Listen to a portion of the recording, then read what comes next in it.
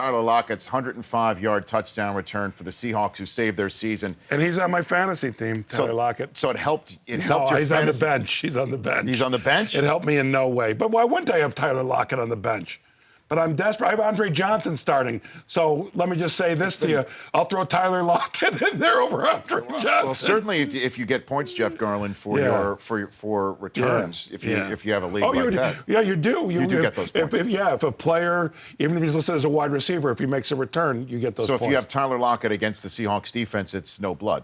Right? Yeah. Essentially, because the Seahawks defense. If I have the Tyler Lockhart and the Seahawks defense, I'm doing great. Oh, you're I have the Cardinals defense. Very exciting. Let me tell you, man. I think by the way, Jeff Garlin is here. The Goldbergs. I agree with you on the Cardinals. The only thing is they don't have. They're like the Cubs almost. The Cardinals in this way. The Packers and the Patriots, they have such experience at being the best in the league and doing the playoffs. The Cardinals, not so much. So it's new to them. So even though I think they're great, who knows? Interesting, while we're on this analogy of Cardinals and Cubs, I think Bruce Arians is a Joe Madden of without football, a doubt, right? Without you know what I mean? doubt. Like that, they're similar. Very similar. Where they're guys who relate well to kids who are half their age, and are really outside thinkers, really aggressive. Exactly. I like that analogy. When Joe Madden was hired by the Cubs, that's the moment where I went, things are now going to change. Not even Theo Epstein coming from. Well, Theo Epstein, yes, but that took a while. But with Joe Madden, to take it to the next step, I was like, oh my God. Because I remember sitting at a game. It was the Cubs' not last playoff game, but it was a while back. We're playing the D-backs. First game up, Rich Hill, press conference said, oh, it's like any other game. And I go, he's going to get shelled. First pitch to Chris Young on the D-backs, home run over the left field wall. Right. I turned to my friend Brad Morris and I go, it's over. And then he and I talked about, let's root for somebody else for 1 year only. And who'd you root for? We wanted to root for the Rays, but we were going to cross the street to the place that sells the hats from Wrigley, and they didn't have any Rays hats in our size. And so we ended up Mets. But then when I got home, my wife said, what are you doing? You're going to confuse the kids wearing a Mets hat. But the point is, it was a journey, but we both were big on the Rays and Joe Madden, and that happened to be the year they went to the World Series. Yeah. I since have become acquaintances with Joe Madden. How so? Well, I met him, and he only talked about Larry David. He knew who I was. He was very nice. I went up into the booth when I did the broadcast with the guys, and I announced that I want to be Joe Madden's best friend, and that I don't like that whenever I talk to him, he only wants to hang with Larry. And I made fun of it. You know what I mean? I don't take myself seriously. I made fun of it. Right. And since then, the Cubs have made T-shirts for me and only Joe Madden that say best friends. And it's a picture that I happen to be in the dugout with Joe Madden of the two of us. We're the only ones who have it. It says best friends. That's it. I have done a press conference with him, pregame press conference in the dugout. What do you mean? You're sitting with them. When the media's there, and it's me sitting next to Joe Madden. I guarantee you can find it on the internet somewhere. But I've become friendly with him, and I've gone into like his office and sat and talked with him. I love him. Let's put it that way. I want to be best friends with him. He's the coolest person Please don't take this wrong. No. He's the coolest person I know. Joe Madden is my hero. Joe Madden is a guy that is set up to be a folklore figure in Chicago. He is set up 100% for this. 100%. And the question is, we might as well get into it. We'll talk some Bears as well. Yeah, I can talk both. So who do you start? Arrieta. Yes. Right? Arrieta's your guy to start against the Pirates, correct? Most definitely. That's it. Not Lester, nobody else. You got one game. If something happened that it was Lester, I wouldn't be upset. But Lester's pretty great. The season's going to be on the line. Here's the thing about Lester, though. It's one game, Jeff. I know, but that's the thing about Lester. Lester has so been there, done that. That's true. That's the big bowl of dear God. and things, I got to say, things do not look good for the Cubs. Going to Pittsburgh, and having, what's his name from UCLA pitch? The young kid. Who's the pitcher on the... Oh, Garrett Cole. Garrett Cole. How do you forget? You're going to win a fantasy league against me with him, winning 19,000 games, Garrett Cole. Isn't he on the Jack Benny team? I traded him. You trade everybody. I know, I trade. How many trades have you made in the fantasy league that you're about to win? 40. 50, This 60. man makes 1,000 How do you do trades. that? Yes. I just do it. I move along, I see. But how many times Even you move along and you see. What does that mean? You move But along here's and the see. thing. Sounds like Del Unlike Tufo. fantasy football, fantasy baseball takes great skill. Fantasy football is luck sometimes. 90% of the time. Yes, that is. Yeah. No, I'm saying there's some skill to fantasy football, but fantasy baseball is 90% skill, 10% luck. It's 90% skill. You're Hold on a minute. Hold on a minute. I was about to say something. I'm going to let you say what you're going to say. But you're only saying it because you're low in the thing. I'm bitter. Yes, Okay. if you're accusing me of being a bitter man, Jeff But that's Garlin. why you're saying it. Yes, the answer is yes. Okay. But I also have been in fantasy leagues, plural, with you for a long time, and I see the way that you operate. Yes. 80% skill, 10% luck, and 10% sitting up at whatever hours you're sitting up on top of everything that's going on. Well, it's not skill, it's effort. Effort. It takes a lot of effort. That's why fantasy football is so popular, because you don't have to put as much effort into it. Fantasy baseball is a daily thing, but to me, it relaxes me. When I come home and when I wake up in the morning, with you. It's very It's like a relaxing. hum. It's like a white noise. It's like a white noise. It is so what? If you love baseball, it is so relaxing to get lost in that. If you have a family, you have a job, whatever it is, it's like 10 minutes away. It's like Take Me Away, Calgon. I know. That's a fantasy baseball. And then let me give you this point. I'm in this hum, okay? Yeah. I got the 3 kids. I got this show. I got the NFL Network. I got the hum's going on. And then I just see on my Twitter feed that Kyle Schwarber, one of the great young players in the Cubs organization who had a cup of coffee during interleague play, is going to come up for the injured Miguel Montero. And I'm like, wow, he's coming up. It was just sent out 1 minute. It was 1 minute. It was on Newsflash, 1 minute. And I go and pick him up, and you had him for 5 days already. And the hum is gone. I'm humless. But that's it's not a black luck. noise. It's a horrible noise. That's skill. And I didn't get inside information from Joe Madden. He's not going to tell me something. So you have T-shirts now. Yes, I know. I'm shot. Why am I doing this? By the way, I was walking down Michigan Avenue in Chicago. Yeah. This is not even slightly exaggerated, with my son Duke, and to my right, my exact right, walking at the same time, is a guy with his family. And I walk up and put my arm around the guy. And at first he's like, what the? It was Joe Madden. He goes, what are you doing? It was hysterical. We're walking right next to each other. On Michigan Avenue? On Michigan Avenue. What are the odds of that? That's crazy. Can we take a phone call? I promise. Please Let me take anything you want. It's the Rich Eisen Show. I'm honored to be here. 844-204. I hate shows. Okay, Rich, I hate the whole industry. I love you. I do. I'm telling you the truth. Okay. I do. I'm looking forward to being on Colbert Show, I have to say. Okay, well, that'll be fun. Conan's a friend of mine. Okay, let's go. Mark in Costa Mesa, California. Mark in Costa Mesa. There we go. Mark, you there? Yes. Hi, Mr. Eisen. How are you? You're on with Jeff Garlin, too, Mark. Yeah. Hi, Mr. Garlin. How are you? Thank you for calling Mr. Garlin. Even at 53, I'm always taken aback by that. First of all, Mr. Eisen, I just wanted to thank you and the crew for all the shows you've done. It's made me get through all of my physical therapy. I've had over 35 major surgeries. I had throat cancer, MRSA, staph infection, shingles, hit by a car. And I'm the one who sent you a book called My Best Day Pro Football. And I thank you for being in it. And it's helped me. It reminds me of This is the NFL with Mr. Ed Sable and Steve Sable. So you bring it all back for me, and it just makes me get through the day a lot easier. Mark, and I Mr. appreciate Garlin, your show makes me laugh every day. I love it. Well, you got the right guy right here to help make you laugh, too. Yeah, Mr. Garlin, what is your best day, by the way? Today? Right now? What do you mean his best day, Mark? Well, since I got hurt 24 years ago, I started this thing because I've had so many surgeries and stuff. I just ask people what their best day is, and I've gotten people like Muhammad Ali, Ken Norton, Bobby Thompson. Once you've gotten Muhammad Ali, you can pretty much stop.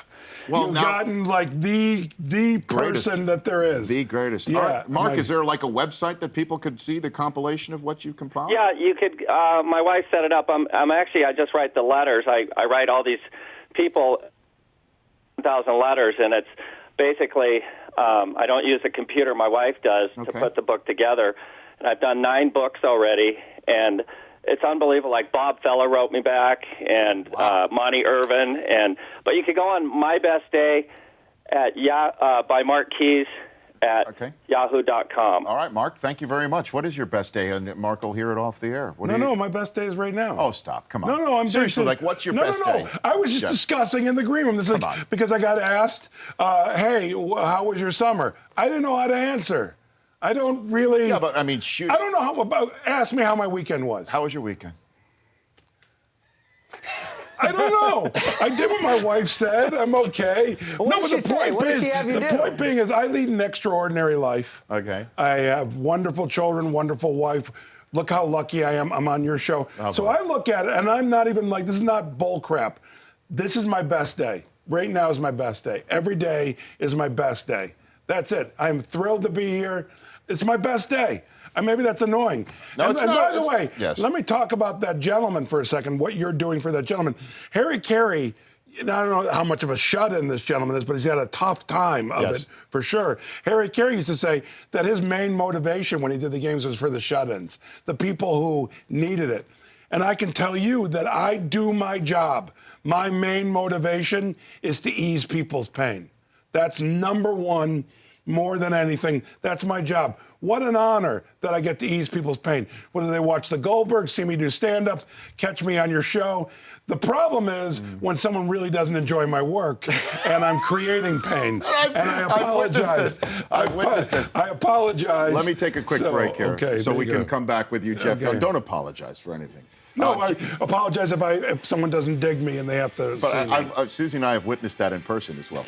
You and Soderbergh on stage. It was fantastic. Oh, that's right. We're back with Jeff Garlin in 60 Ticks of the Clock. My guest who's here in studio, Jeff Garlin. The Goldberg Season 3 premiered last week and airs every Wednesday at 8:30 p.m. Eastern on ABC. Yes. And I mean, so, again, you have to choose Arrieta or Lester. Who do you want to start that one game against the Pirates? Arrieta, because he's on fire. He's on fire. That's the by the way, if Arrieta's like, a little bit worse than he is, and I say a little bit worse, I'm saying Lester, because he's just been there, done that. And that's huge. Experience is so huge. That's why I'm not optimistic. Mm-hmm. I love the Cubs. This is my favorite Cubs team, I think, since the '69 Cubs. The one that lost to the Mets? Yeah, but that doesn't matter. The team, though, made me that late 60s, early 70s Cubs team made me joyful, so much so. I haven't experienced that since this team. I love these players. What do you think of the Back to the Future mixed into all of this? They predicted in Back to the Future 2015 was the year that the Cubs would win the World Series. Did they really in Back to the Future? That's so funny. Yeah. I don't pay attention to any of that, the GOAT, any of the crap, one way or another, like positive or negative. I'm just not... I'm hopeful. That's all I can say. And that's all you need right now. That's all I'm hopeful. And I'm home Wednesday evening at 5 o'clock when the game goes on. Mm-hmm. I will be like, you don't even... You already know. Yeah. And by the way, I'm not like that with sports. Like, my wife, if I'm watching football, even if it's a Bears game on a Sunday, come on, join me. You want something to talk about with the kids? I'll stop the game. I'll talk about it. Sure. This hospital has to be involved with it. The poll question at richeisenshow.com today. Do you want to get that ready, Chris Brockman? Well, I let you know that the poll question is brought to you by Dollar Shave Club. Why did I torture myself with a gross old blade for weeks and weeks? That's a rhetorical question, Jeff. Because I didn't want to shell out $20 for a pack of new blades. Upgrade to shaving with a fresh blade whenever you want for a fraction of the price. Join DollarShaveClub.com today. That's DollarShaveClub.com. That's a good sponsor. They are. It's a good premise. The whole thing about it, I dig. You buy it. You're into it. Oh, I'm into Dollar Shave Club. I'm pro. Very good. He's pro Shave Club. I am. Pro Dollar Shave Club. So much of this stuff is crap. That's not crap. That's a good thing. No, the world is full, and media, entertainment, all this stuff, advertising, it's all a bunch of crap. I want to die every time I see a DraftKings commercial.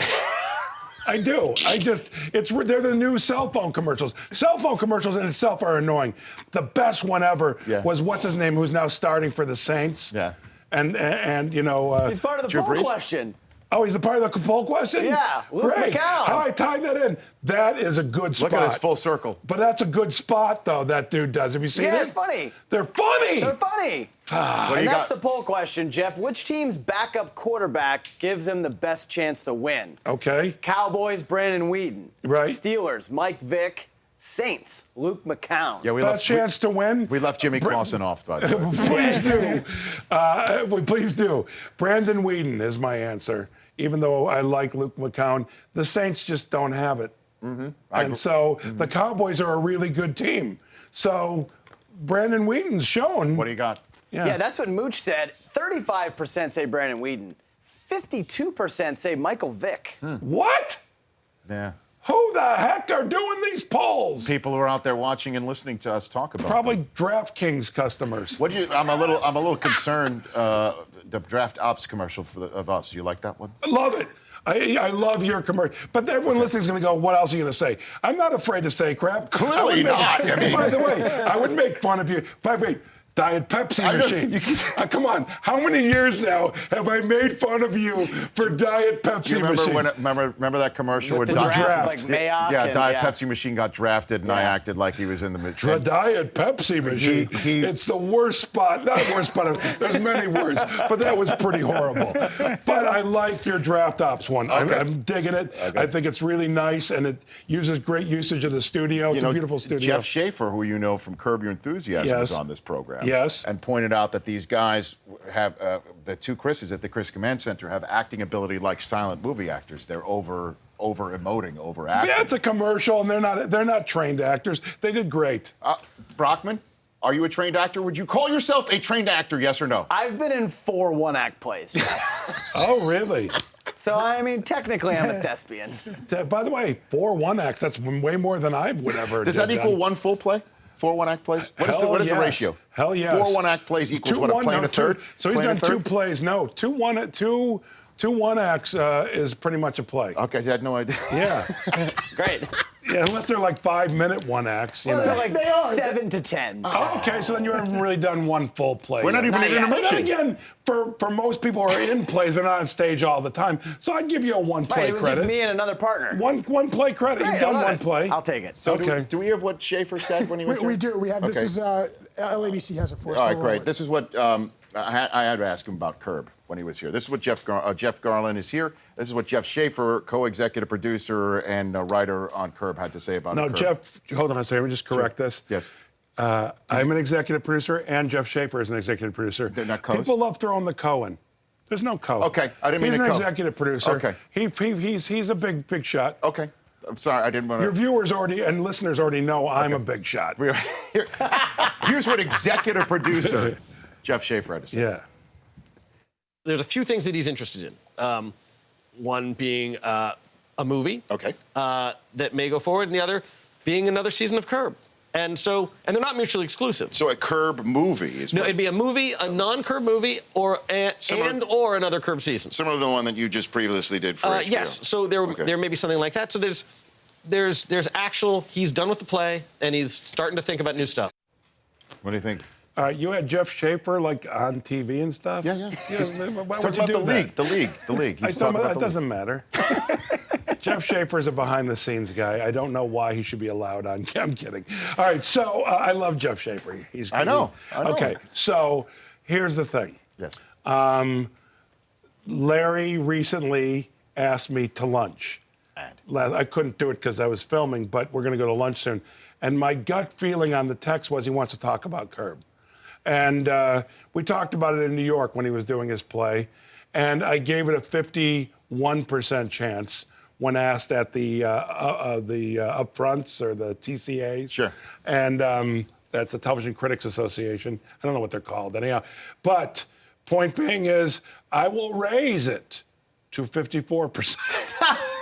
I am doing that on your show. It is now 54%. Just because he sent you a text for Well, an also invitation what he for just said, and actually I know about this movie. This movie looks like he's going to do it. Okay. Yeah, I think so. I don't want to speak for him. Okay. Well, I know what think he does, so. I but- know about it. It's a very funny movie. He's been talking about it for a while. Okay. Anyhow, I'd say I raise it to 54%. Okay. So We've gone from 51 to 54. So, but the mere fact that he's thinking about it and talking about it, this is a good thing. You've been there It's and a great down thing, this road but before, right? Also, I can tell you that we do 10 episodes. It's not really a go until he's past the 5-episode mark. For an ideas? No. For like Just if he's even making them? yeah, if he's written 5 and then he gets a 6 and he's like, I got nothing left, he won't do the 5. He won't even air the 5. No, we're not making them. I'm talking about when he writes Writing them down. When he writes the outlines, once he gets to the 6th episode, then I can say, well, we're doing it. Okay. But it's got to flip over, because he really, if he doesn't have a full season worth of stuff, let's not do it. By the way, let me tell you something about Larry, and this is one of the greatest things ever.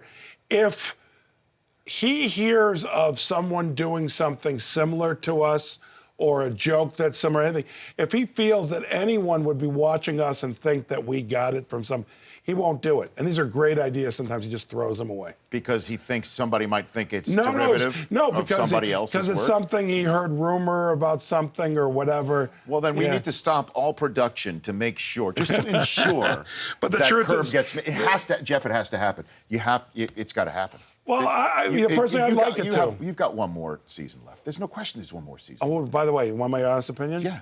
10 more seasons left if we were to do them. I mean, we'd be elderly. I mean, I wouldn't be that elderly. I'd be 63, but he'd be in his 70s, I think, or late. I'm not sure. Right. But the point being is, we could do 10 more seasons. He said that about Seinfeld.